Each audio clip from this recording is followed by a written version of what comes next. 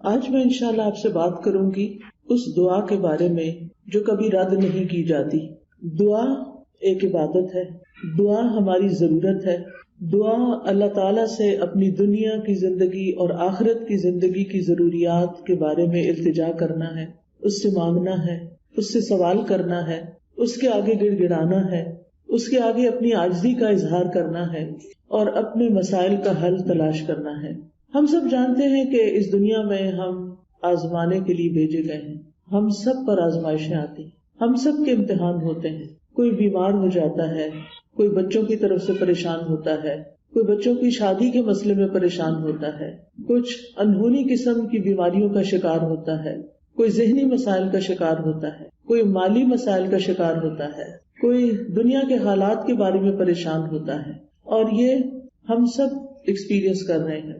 اور بعض اوقات تو مسائل کا ایک تانتا ہوتا ہے، ایک مسئلہ ختم نہیں ہوتا کہ ایک اور مسئلہ شروع ہو جاتا ہے، اور انسان اس دنیا میں ان پریشانیوں کی وجہ سے گھبرا اٹھتا ہے۔ امام ابن القیم کہتے ہیں کہ دعا آزمائشوں کی دشمن ہے، یعنی ادھر آزمائش آئی تو اس کا مقابلہ دعا سے کیجیے۔ وہ کہتے ہیں کہ دعا مفید ترین علاجوں میں سے ایک علاج ہے، یہ آزمائشوں کی دشمن ہے، یہ مصیبتوں کو دور دھکیلتی ہے، ان کے ساتھ گتھم گتھا ہوتی ہے، ان کے واقع ہونے کو روکتی ہے اور مصیبتوں کو ختم کرتی ہے، یا مصیبت واقع ہو جائے تو اس کو کم کرتی ہے۔ دعا مومن کا ہتھیار ہے، مفید ترین دوا ہے۔ لہذا آج ہم بات کریں گے کہ ہم کس طرح دعا کریں کہ ہماری دعا قبول ہو اور ہم ان مسائل سے جو زندگی میں نبرد آزما ہیں، نبٹ رہے ہیں، ان کو ختم کرنے میں ہماری مدد کرے۔ تو بات یہ ہے کہ ہم سب جانتے ہیں کہ ہمیں اللہ تعالیٰ نے ہی پیدا کیا ہے اور اسی کی طرف ہمیں پلٹ کر جانا ہے، اور اسی کے ہاتھ میں ہر مشکل کا حل ہے۔ وہ ہر چیز پر قادر ہے، وہ سب سے بڑا ہے۔ اس کو دینے کے لیے، اسے کوئی مشکل حل کرنے کے لیے کسی سے پوچھنا نہیں پڑتا، کسی کی مدد لینی نہیں پڑتی۔ لہذا جب سب کچھ اسی کے اختیار میں ہے، لہو ملک السماوات والارض، آسمانوں اور زمین کی ملکیت، کنٹرول سارے کا سارا اسی کے ہاتھ میں ہے۔ لہذا جب کوئی مشکل آئے تو ہمیں اسی کی طرف رجوع کرنا چاہیے۔ علماء نے عبادت کی جو قسم دعا سے متعلق بتائی ہے وہ دو طرح کی دعا ہوتی ہے، ایک دعا العبادہ اور ایک دعا المسئلہ۔ یعنی ہماری جتنی بھی عبادتیں ہیں، نماز، روزہ، حج، زکوٰۃ، جتنے بھی اعمال ہیں، ان سب کو بھی دعا کہا جاتا ہے، کیونکہ یہ بھی دراصل ہم اللہ سبحانہ وتعالیٰ کے حضور جب حاضر ہوتے ہیں، مثلا نماز میں، تو آپ دیکھیے کہ ہم سینے پہ ہاتھ باندھ کے بھی دعا کرتے ہیں۔ ہم سمع اللہ لمن حمدہ کے بعد ربنا ولک الحمد حمدا کثیرا طیبا مبارکا فیہ اللہم لا مانع لما اعطیت ولا معطی لما منعت، حمد کے بعد آخر میں پھر دعا کرتے ہیں۔ رکوع میں بھی دعائیں ہوتی ہیں، سجدے میں بھی دعائیں۔ حدیث میں آتا ہے کہ سجدے میں انسان سب سے زیادہ اللہ تعالیٰ کے قریب ہوتا ہے، تو وہاں بھی ہم دعا کرتے ہیں۔ پھر التحیات بھی دعاؤں کے ساتھ، درود شریف بھی دعا ہے، بلکہ ساری دعاؤں کا خلاصہ ہے۔ اور اسی طرح قبولیت کا بہترین وقت درود شریف کے بعد نماز کے اندر دعا کرنا ہے، جہاں ہم رب اجعلنی اور دیگر دعائیں پڑھتے ہیں۔ پھر اسی طرح روزے کی حالت میں دعا قبول ہوتی ہے، افطار کے وقت دعا قبول ہوتی ہے۔ پھر ہم حج پہ جاتے ہیں تو ہر مقام پہ دعائیں قبول ہوتی ہیں۔ تو گویا ہماری عبادات بھی دراصل دعاؤں کا ہی مجموعہ ہے، اور وہ بھی دعاؤں کی قبولیت کا ذریعہ ہے۔ یعنی جب ہمیں کچھ چاہیے ہوتا ہے تو ہم اللہ تعالیٰ کی طرف رجوع کرتے ہیں۔ نبی صلی اللہ علیہ وسلم کا طریقہ کیا تھا کہ جب انہیں کوئی مشکل پیش آتی تو وہ کیا کرتے؟ نماز کے لیے کھڑے ہو جاتے اور نماز میں پھر دعا کرتے، اللہ تعالیٰ سے مدد مانگتے۔ قرآن مجید میں آتا ہے وَاسْتَعِینُوا بِالصَّبْرِ وَالصَّلَاةِ، مدد طلب کرو، مدد مانگو صبر اور نماز کے ساتھ۔ لہٰذا یہ دعا العبادت ہے، اس کا فائدہ انسان کو دنیا میں بھی ہوتا ہے اور آخرت میں بھی ہوتا ہے۔ دوسری دعا وہ ہوتی ہے جس میں ہم اللہ سبحانہ وتعالیٰ سے سوال کرتے ہیں، کچھ مانگتے ہیں، اس کے آگے گڑ گڑاتے ہیں، تو اس کو دعا الطلب کہتے ہیں، دعا المسئلہ کہتے ہیں، جس میں ہم اللہ تعالیٰ سے التجا کرتے ہیں کہ وہ ہماری دعا قبول کر لے۔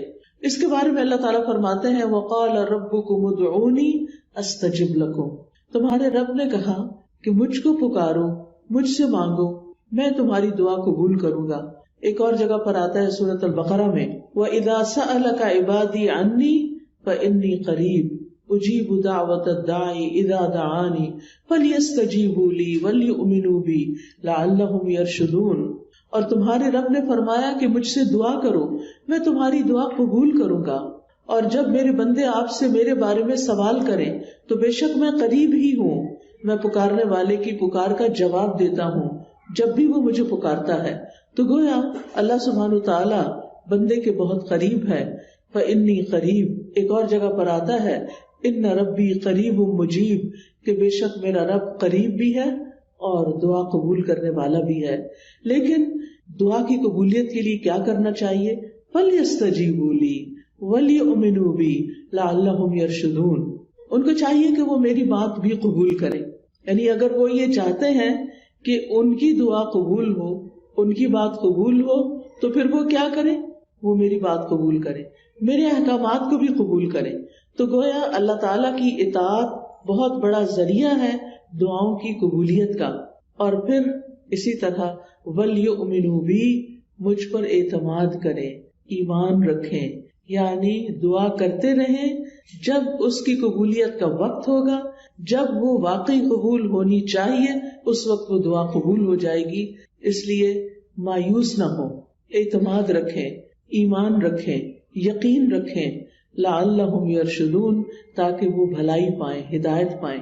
کیونکہ رشد جو ہوتی ہے، رشد اس میں ہدایت بھی ہوتی ہے اور بھلائی کے معنوں میں ہوتی ہے۔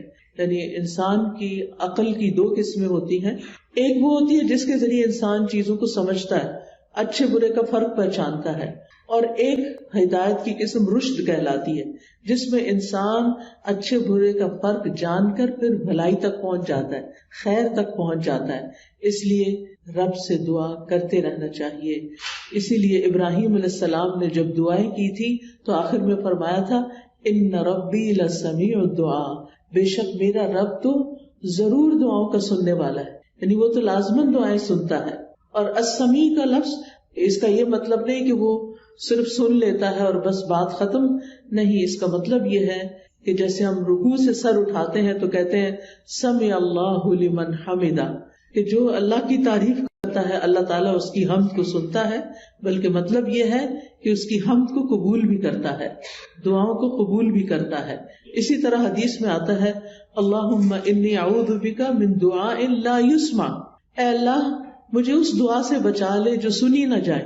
تو یہاں سننا قبول کرنے کے معنوں میں، کہ ایسی دعا نہ ہو کہ جو تیرے ہاں قبولیت نہ پائے، لیکن دعا مانگنے کا طریقہ بھی درست ہونا چاہیے تاکہ دعا قبول ہو جائے۔ اس کے بارے میں اللہ تعالیٰ کا فرمان ہے سورۃ الاعراف میں، اللہ تعالیٰ فرماتے ہیں ادعوا ربکم تضرعا وخفیا انہ لا يحب المعتدین، تم اپنے رب کو عاجزی سے اور چپ کے پکارو، یعنی دعا مانگتے ہوئے انسان کے اندر عاجزی ہونی چاہیے، خشوع ہونا چاہیے، انسان کو ہمبل ہونا چاہیے، اپنے آپ کو رب کے سامنے محتاج ظاہر کرنا چاہیے۔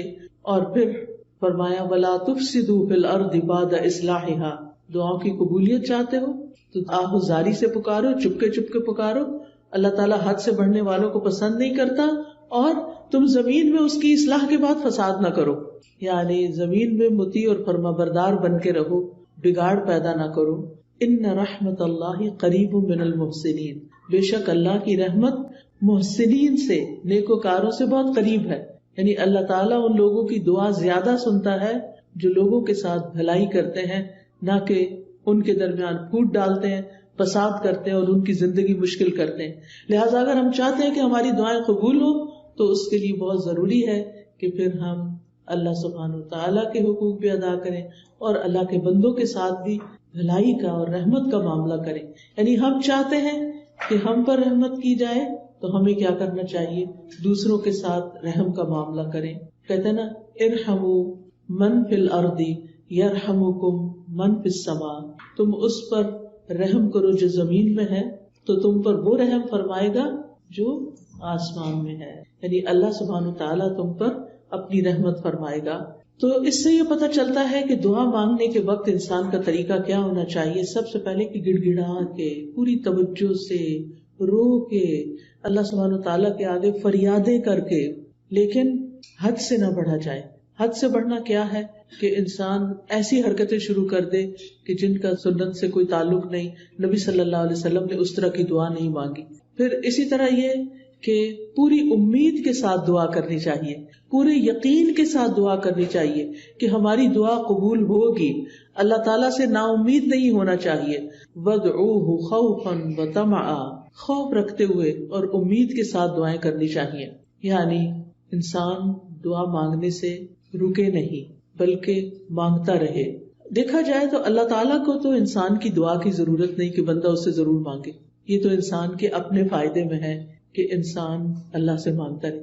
یہ جو اللہ تعالیٰ ہمیں حکم دے رہے ہیں کہ دعا مانگتے رہو, تو آپ دیکھیے کہ اس میں ترغیب دی جا رہی ہے. اس کو ضرورت نہیں ہے, ہمیں ضرورت ہے, ہم محتاج ہیں. سورۃ فاطر میں اللہ تعالیٰ فرماتے ہیں یا ایھا الناس انتم الفقراء الی اللہ واللہ هو الغنی الحمید. اے لوگو تم سب اللہ کے محتاج ہو اور اللہ بے نیاز ہے, تعریف والا ہے. یعنی محتاج ہم ہیں, ضرورت ہماری ہے اور اللہ بے نیاز ہے, اس کو ضرورت نہیں ہے, اس کو کسی کی محتاجی نہیں ہے کہ کوئی دعا کرے گا تو اس کی شان بلند ہوگی. وہ تو پہلے سے ہی بلند شان کا مالک ہے. ایک حدیث قدسی میں آتا ہے اللہ تعالیٰ فرماتے ہیں اے میرے بندو تم کبھی مجھے نقصان پہنچانے کی طاقت نہیں رکھو گے, یعنی میرا کچھ نہیں بگاڑ سکتے کہ مجھے نقصان پہنچا سکو, نہ کبھی مجھے فائدہ پہنچانے کے قابل ہوگے کہ مجھے فائدہ پہنچا سکو. نہ ہم اللہ تعالیٰ کا نقصان کر سکتے ہیں اور نہ ہی اس کو فائدہ دے سکتے ہیں. اسی لیے ایک اور حدیث میں آتا ہے اے میرے بندو اگر تمہارے پہلے والے اور تمہارے بعد والے اور تمہارے انسان اور تمہارے جن سب مل کر تم میں سے ایک انتہائی متقی انسان کے دل کی طرح ہو جائیں تو اس سے میری بادشاہت میں کوئی اضافہ نہیں ہوگا. یعنی اگر ہم سب کے سب بہت نیک بھی بن جائیں تو اللہ تعالیٰ کو تب بھی کوئی فائدہ نہیں. ہم اپنا سارا مال بھی خرچ کر دیں تو اللہ تعالیٰ کا کچھ بھی فائدہ نہیں, اس کا ریٹرن خود ہم ہی کو ملنے والا ہے. تو بات یہ ہے کہ دعا انسان ہی کو فائدہ دیتی ہے, لہذا دعا مانگتے رہنا چاہیے کیونکہ دعا ایک عبادت ہے. ہم اپنی زندگی میں جتنی بھی دعائیں کریں گے اتنی زیادہ اللہ تعالیٰ کی محبت پائیں گے, کیونکہ نبی صلی اللہ علیہ وسلم نے فرمایا لیس شیء اکرم علی اللہ من الدعاء, اللہ کے ہاں دعا سے بڑھ کر کوئی چیز عزت والی نہیں. یعنی ہم بندوں سے مانگتے ہیں تو وہ کیا ہوتا ہے, ذلت ہوتی ہے, لیکن جب ہم اللہ سے مانگتے ہیں تو اللہ تعالیٰ کے ہاں درجات بلند ہوتے چلے جاتے, عزت بڑھتی چلی جاتی ہے. دعا کرنے والے سے اللہ تعالیٰ محبت کرتا ہے اور جو دعا نہیں کرتا اس سے کیا ہوتا ہے پتہ نا آپ کو, اللہ تعالیٰ اس سے ناراض ہوتا ہے. جو دعا نہیں کرتا, جو اللہ سے نہیں مانگتا, جو اللہ کے سامنے اپنی حاجت نہیں رکھتا, اللہ تعالیٰ اس سے ناراض ہوتا ہے. لہٰذا دعا کرنے والے اللہ کے محبوب ہیں اور نہ مانگنے والوں سے اللہ تعالیٰ ناراض ہوتا ہے. دعا نہ کرنا تکبر کی علامت ہے. بعض لوگوں کو کہا جاتا ہے نا دعا کرو, میں تو بہت کر لی کوئی فائدہ نہیں ہوا, یا کہتے ہیں اس کو تو پتہ ہی ہے ہمیں کیا چاہیے, ہمیں کیا ضرورت ہے کہ ہم اس سے مانگے. نہیں, ہمیں ضرورت ہے اس سے مانگنے کی, اور جب تک ہم مانگتے رہیں گے ہماری نیکیوں میں اضافہ ہوتا رہے گا اور ایک وقت آئے گا کہ قبول بھی ہو جائے گی. قیامت کے دن یعنی ہر دعا قبول ہوتی ہے. کچھ دعائیں دنیا میں اسی وقت دیر اینڈ دین قبول ہو جاتی, کچھ دعاؤں کے بدلے میں اللہ تعالیٰ ہماری کچھ اور خیر بھلائی کر دیتا ہے جو ہم خود مانگ نہیں رہے ہوتے. اللہ تعالیٰ وہ چیزیں ہمیں عطا کر رہا ہوتا ہے جو ہماری اس دعا کی قبولیت سے زیادہ بڑی ضرورت ہوتی ہے, اور کچھ دعائیں ہماری آخرت کے لیے سیو کر دی جاتی ہیں. جب ہمارے عمل میں کچھ بہت اچھا نہیں ہوتا, ہمارے پاس بہت ساری نیکیاں نہیں ہوتی, لیکن ہم کسی مسئلے میں پریشان ہوتے ہیں اور دعائیں کرتے رہتے ہیں, تو یہ ہماری نیکیوں میں اضافے کا ذریعہ بن جاتی ہیں. اور قیامت کے دن اللہ تعالیٰ کے ہاں جب بندہ ان دعاؤں کا اجر پائے گا جو دنیا میں قبول نہیں ہوئی تھی, تو انسان کیا تمنا کرے گا, کاش دنیا میں میری کوئی دعا بھی قبول نہ ہوئی ہوتی اور آج سارے کا سارا مجھے یہی ملتا. ہم سب جانتے ہیں کہ دنیا کی زندگی جو ہے وہ ہماری بہت ہی محدود سی ہے. یہاں اگر ہمیں سب کچھ بھی مل جائے تو بھی ہم دیکھتے ہیں کہ یا وہ چیز ختم ہو جاتی ہے یا ہم چلے جاتے ہیں دنیا سے. یعنی کچھ بھی تو یہاں باقی رہنے والا نہیں. ہمارے پاس قارون کے خزانے بھی ہوں تو وہ بھی ختم ہو جائیں گے, تو بھی ہمیں دنیا سے چلے جانا ہے. کل من علیہا فان ویبقی وجہ ربک ذو الجلال والاکرام. اس لیے کبھی بھی مایوس نہ ہو, مانگتے چلے جائیں، مانگتے چلے جائیں، دعا مانگنے سے کبھی بھی تھکے نہیں. لیکن دعا مانگنے کے کچھ آداب ہیں، کچھ شرائط ہیں، وہ ہمیں ضرور سیکھ لینی چاہیے، اور اگر ہم نے سیکھی ہوئی ہیں تو ضرور دوہرا لینی چاہیے. اور اس کا فائدہ کیا ہے کہ اس سے ہماری دعائیں قبول بھی ہوں گی اور ہمارے دل میں ایک اطمینان بھی پیدا ہوگا. تو ابن قیم نے چند سطروں میں دعا کا خوبصورت نچوڑ پیدا کیا ہے. وہ کہتے ہیں کہ وہ کون سی اہم چیزیں ہیں جو کسی انسان کو دعا کرتے ہوئے معلوم ہونی چاہیے، اور اس کے آخر میں انہوں نے یہ جملہ کہا ہے پورے یقین کے ساتھ کہ جو ان شرائط کو پورا کر کے دعا کرے گا وہ دعا کبھی رد نہیں ہوگی، یعنی اس کی دعا کبھی رد نہیں ہوگی. تو آج کا موضوع بھی یہی ہے کہ وہ کون سی دعا ہے جو رد نہیں ہوتی، یعنی وہ کس طریقے سے مانگی ہوئی دعا ہے جو ضرور قبول ہو جاتی ہے. اور یہ باتیں انہوں نے اپنی کتاب الجواب الکافی لمن سأل عن الدواء الشافی، اردو میں بھی کتاب آپ نے اس کا ترجمہ دیکھا ہوگا دواء شافی کے نام سے. ہو سکتا ہے آپ میں سے کچھ لوگوں نے یہ کتاب پڑھی ہو. بہت ہی اچھی کتاب ہے، پڑھنے کے لائق ہے. میں سمجھتی ہوں جس نے زندگی میں یہ کتاب نہیں پڑھی اس کے علم میں بہت بڑی کمی ہے. اردو میں یہ کتاب، انگلش میں بھی کچھ مختصر سی شاید ٹرانسلیشن ہے، اصل کتاب عربی میں ہے. اگر آپ کو اردو نہیں بھی سمجھ آتی، نہیں پڑھ سکتے، تو کم از کم آپ اس کے آڈیو لیکچر سن سکتے ہیں.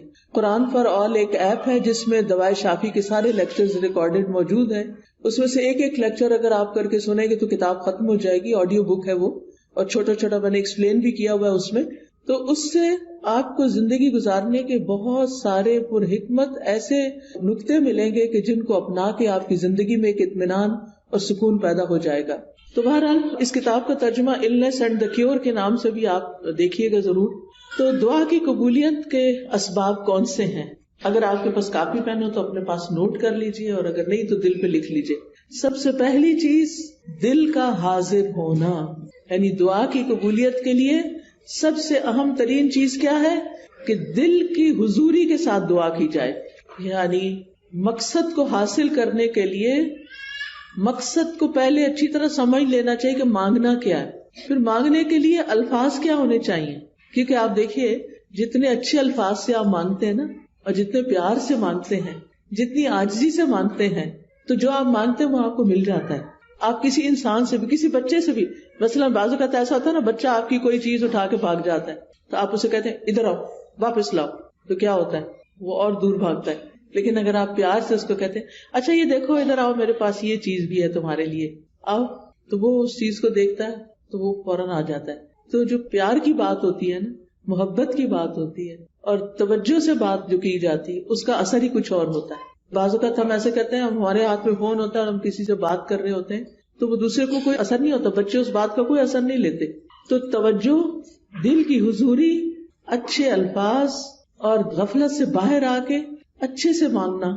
کیونکہ حدیث میں آتا ہے وَاعْلَمُوا أَنَّ اللَّهَ لَا يَسْتَجِيبُ دُعَاءً مِّن قَلْبٍ غَافِلٍ لَاهٍ، جان لو بے شک اللہ غافل اور لہو لعب یعنی کھیل کود میں مبتلا دل کی دعا قبول نہیں کرتا. یعنی دھیان ہمارا کہیں اور لگا ہوا ہے، کان ہمارے کہیں اور لگے ہوئے ہیں، اور ہم صرف زبان سے کوئی کتاب اٹھا کے، آج کل تو بہت سہولت ہو گئی ہے نا کہ خود سے سوچنا بھی نہیں پڑتا کیا مانگنا ہے، بس بک اٹھائی دعاؤں کی، یا کوئی کارڈ اٹھا لیا، یا پھر کوئی ایپ کھول لی اور لفظ پڑھنا شروع کر دیے. ٹھیک ہے وہ بھی دعائیں ہیں، لیکن ان کو بھی سلیقے سے پڑھنے کی ضرورت ہے. ان پر بھی جب آپ پڑھتے ہیں نا تو صرف ایسے نہیں کہ قرآن کی تلاوت کر رہے ہیں بغیر سوچے سمجھے تو دعائیں بھی بغیر سوچے سمجھے پڑھتے چلے جائیں، ایسا نہیں کرنا، بلکہ جو کچھ بول رہے ہیں اس کو سمجھنا بھی ہے، کیا مانگ رہے ہیں، کیوں مانگ رہے ہیں. لہذا ہمیں غفلت سے نکلنا ہے، دل حضوری کے ساتھ مانگنا ہے، ڈسٹریکشن سے بچنا ہے. جو آپ کی خاص دعائیں نا وہ ایسے وقت میں کیا کریں جب ڈسٹریکشن نہ ہو. کیونکہ بعض اوقات آپ دعا مانگ رہی ہیں اور ادھر سے بچہ آپ کو کھینچ رہا ہے، ادھر سے فون بج رہا ہے، ادھر سے کوئی گھر کے باہر کھڑا ہے، ادھر سے آپ کو خوشبو آ رہی ہے کہ ہنڈیاں جل رہی ہے. اب آپ سوچیں کیا دعا مانگی جائے گی، کیسی دعا ہوگی وہ، اور پھر اس میں قبولیت کیا ہوگی. جب آپ کو خود ہی پتہ نہ ہو، کان کہیں لگے، آنکھیں کہیں لگے، ناک کہیں لگے، کیا پتہ چلے گا کیا مانگا کیا نہیں مانگا. لہٰذا ایسے وقت میں مانگے جب آپ اکیلے ہوں، تنہا ہوں، آپ اور آپ کا رب ہو، پھر آپ اسے چپکے چپکے سرگوشیاں کریں. اذ نادى ربه نداء خفيا، زکریا علیہ السلام نے اپنے رب کو پکارا تھا چپکے چپکے، خفیہ خفیہ. ادعوا ربکم تضرعا وخفیا، عاجزی اور زاری بھی ہو اور چپکے چپکے مناجاتیں بھی ہوں، کیونکہ دعا کرتے وقت جذبات بھی ساتھ ہونے چاہیے، یعنی اللہ کی رحمت کو محسوس کرنا چاہیے، اللہ کا شکر ادا کرنا چاہیے کہ اس نے توفیق دی ہے، اور پھر اس یقین کے ساتھ کہ اللہ بڑا مہربان ہے، رحم فرمانے والا ہے، وہ اس وقت بھی سن رہا ہے، وہ میرے دل کی حالت جانتا ہے، اور وہ کچھ دے سکتا ہے جو میں مانگ رہی ہوں۔ جب آپ بندوں سے کچھ مانگتے ہیں نا تو بعض اوقات ان کے پاس ہوتا بھی ہے، وہ نہیں دیتے، لیکن اللہ تعالیٰ جب دیتے ہیں تو اس کے خزانوں میں تو کمی ہوتی ہی نہیں۔ بندوں کو تو یہ خوف ہوتا ہے نا، ہم نے دے دیا تو ہمارا کیا بنے گا، ہر دفعہ ایسے ہی ہوتا ہے نا، کوئی ہم سے کچھ مانگ لے تو پہلے ہم سوچتے ہیں ہمارا کام چلے گا دینے کے بعد، بس اتنا ہی دیتے ہیں جتنا ہم بس دینا چاہتے ہیں، اس سے آگے نہیں۔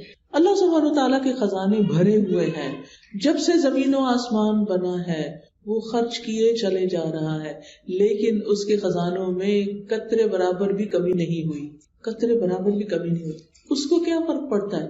اور جب ہم یہ جانتے ہیں کہ زمین و آسمان کی ہر چیز اس کے کنٹرول میں ہے، وہ بادشاہ ہے، وہ مالک ہے، اور وہ دینے پہ پوری طرح قادر ہے، تو پھر ہم اس امید کے ساتھ مانگیں۔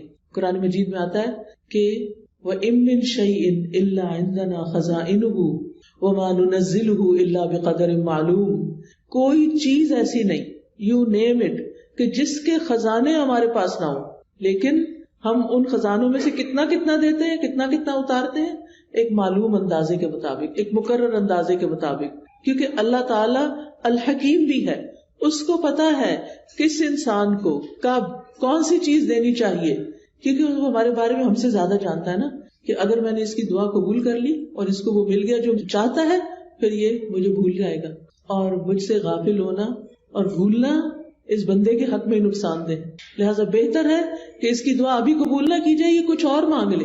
یعنی بعض لوگوں کی دعا صرف اس لیے قبول نہیں کی جاتی کہ ان کا رونا اللہ کو پسند ہوتا ہے، ان کا مانگتے رہنا اللہ کو پسند ہوتا ہے، کیونکہ جب ہم دکھی ہوتے ہیں، تکلیف میں ہوتے ہیں، پریشان ہوتے ہیں، تو پھر ہم اللہ کی طرف رجوع کرتے ہیں، اور جب ہماری ضروریات پوری ہو جاتی ہیں تو پھر ہم کیا کرتے ہیں، پھر تو ہم نماز پڑھنا بھی بھول جاتے ہیں، پھر ہم صدقہ خیرات دینا بھی بھول جاتے ہیں۔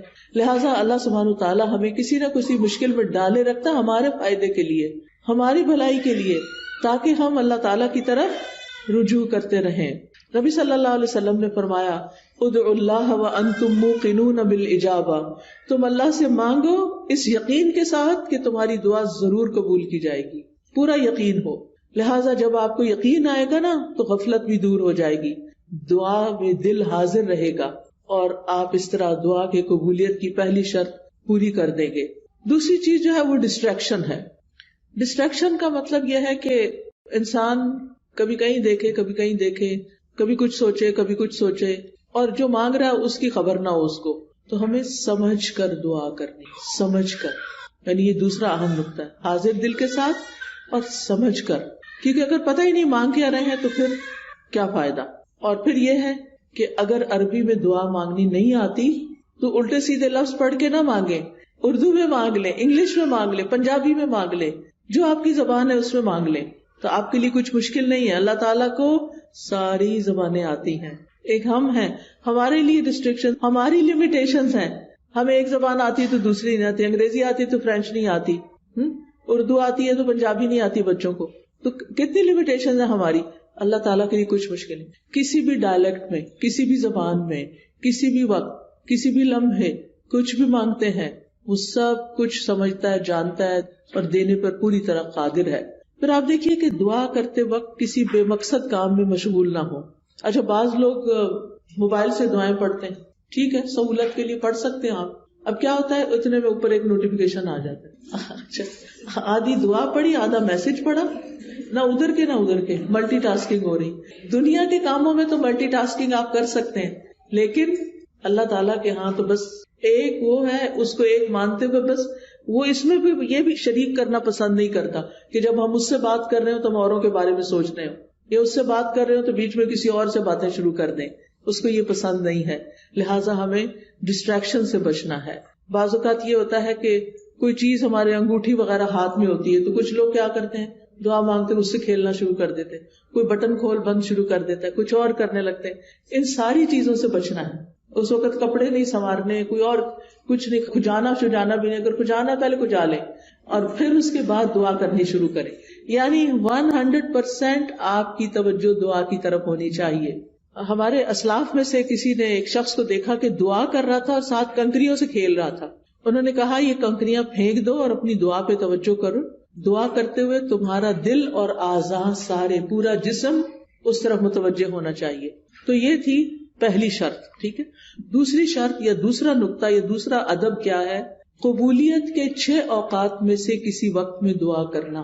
اب قبولیت کے 6 اوقات کون سے ہیں میں ابھی آپ کو بتاتی ہوں. یہ 6 اوقات ایسے ہیں جن میں دعا قبول ہو جاتی ہے اور کبھی رد نہیں ہوتی. لہٰذا دل کو حاضر رکھنے کے ساتھ ساتھ دوسری چیز وقت کا انتخاب ہے کہ کس وقت آپ مانگیں, کون سا زیادہ سوٹیبل ٹائم ہے. تو ان میں سے سب سے پہلے رات کا آخری تہائی حصہ, 1/3 of last part of the night. اب وہ کیا ہے, جیسے آپ کے موبائل پہ وہ ٹائمنگز ہوتے ہیں نا صلاۃ کے, تو وہ آ جاتا ہے تہجد کا وقت آ جاتا ہے. آج کل شاید 1:30 ہے یا کچھ اس طرح. تو وہ لاسٹ پارٹ آف نائٹ ہوتا ہے, جو تیسرا حصہ آخری حصہ ہوتا ہے رات کا, فجر کی اذان سے پہلے, آپ سمجھے 1.5-2 گھنٹے پہلے. اب اس وقت میں آپ اللہ تعالیٰ سے دعا کریں گے جو کہ تہجد کا وقت ہوتا ہے. سب سو رہے ہوتے ہیں, فون کالز کرنے والے بھی سو رہے ہیں, آنے جانے والے بھی سو رہے ہیں, گھر والے بھی سو رہے ہیں, بچے بھی سو رہے ہیں, سبھی سو رہے ہیں. اب آپ کا رب جاگ رہا ہے. لہٰذا جب آپ کی آنکھ کھلے تو آپ اپنے رب کو پکاریں, چاہے آپ بستر میں لیٹے ہوئے پکاریں.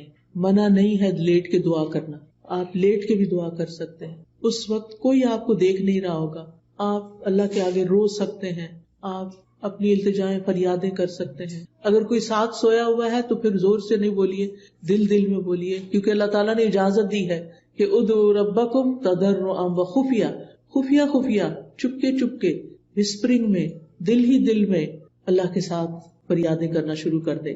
اور یہ دل کی حضوری کا بہترین وقت ہے. حدیث میں آتا ہے ہمارا رب تبارک و تعالی ہر رات آسمانی دنیا پہ نزول فرماتا ہے. جب رات کا آخری تہائی حصہ باقی رہ جاتا ہے اور وہ آواز دیتا ہے کوئی جو مجھ سے دعا کرے تو میں اسے قبول کر لوں. اللہ تعالیٰ خود پکار رہے ہیں, مانگو مجھ سے. ہے کوئی جو مجھ سے مانگے تو میں اسے عطا کر دوں. ہے کوئی جو مجھ سے بخشش طلب کرے تو میں اس کو معاف کر دوں. اور یہ ہر رات ہوتا ہے, ایوری نائٹ. لہٰذا اس وقت سے فائدہ اٹھانا چاہیے.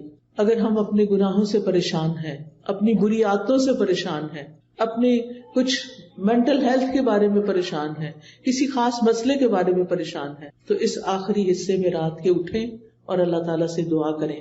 اللہ تعالیٰ اپنی شان کے مطابق آپ کو نوازے گا